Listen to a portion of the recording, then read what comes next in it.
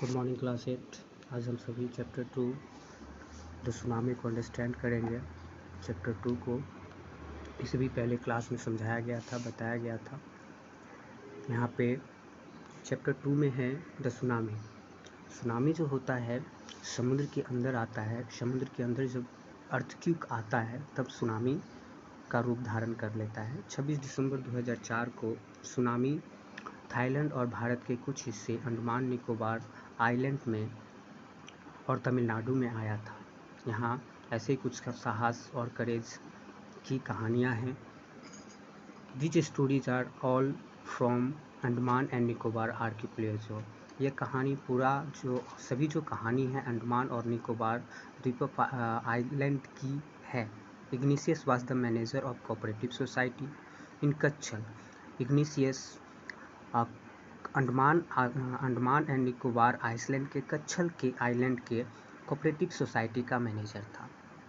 His wife woke up him at 6 am because she felt an earthquake। उसकी पत्नी ने उसे 6 बजे जगाई क्योंकि उसकी पत्नी ने अर्थक्वेक महसूस की थी।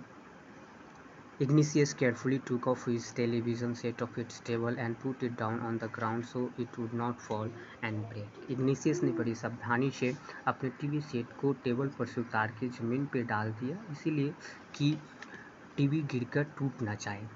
तब उसका परिवार घर से बाहर निकल गया। तभी क्या हुआ कि भूकंप की तरंगें रुक गई और उसने देखा कि समुद्र ऊपर उठ रहा है। कन्फ्यूजन में उसके 2 बच्चे अपने माँ के पिता और माँ के भाई के हाथ पकड़ लिए एंड अपोजिट डायरेक्शन में भागने लगे। उन्होंने उसके बाद फिर कभी नहीं देखा उन सभी को। उसकी वाइफ भी सुनामी में बह गई। केवल उसके 3 बच्चे जो उसके साथ आए थे वही बच पाए। ये इग्निशियस की कहानी थी। ऐसे ही एक और कहानी है संजीव की, जो कच्छल में पुलिस की नौकरी था। वो किसी तरह से खुद को, अपनी पत्नी और छोटे बेबी डॉटर को वो बचाता है, लेकिन वो अपने गेस्ट हाउस जॉन की पत्नी को चिल्लाते हुए सुनता है। तभी संजीव उसे बचाने के लिए पानी में कूद पड़ता है, लेकिन वो दोनों बहकर चले।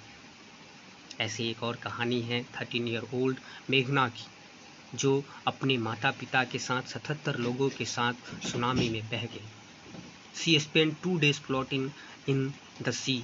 वो 2 दिनों तक समुद्र में बहती रही, अपने ऊपर 2 दिनों तक समुद्र में बहती रही, वो भी वुडन डोर को पकड़ के, यानी लकड़ी के डोर को पकड़ के।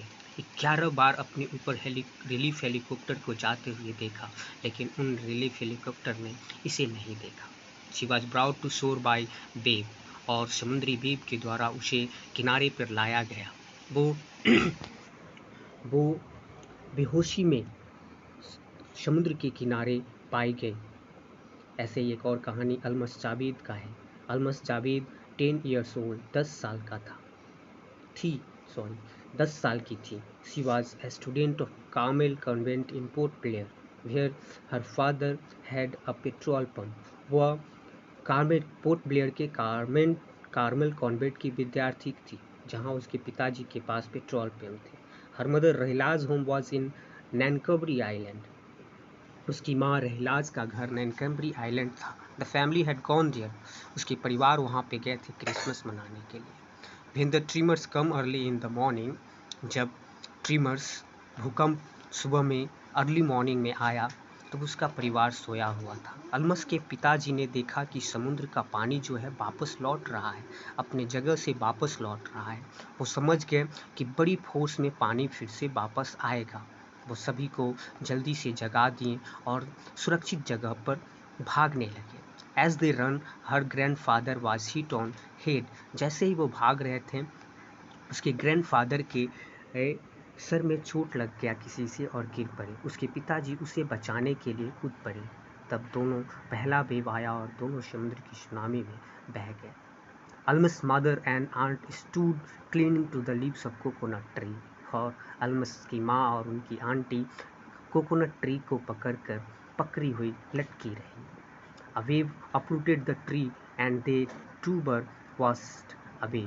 एक समुद्री वेव उस पेड़ को उखाड़ दिया और वे सभी बह गए। Almas saw a log of wood floating. अल्मस ने देखी कि लॉग ऑफ वुड बह रहा है, लकड़ी के गुच्छे बह रहे हैं। वो उस पर चढ़ गई और वो बेहोश हो गई। When she woke up, she was in a hospital.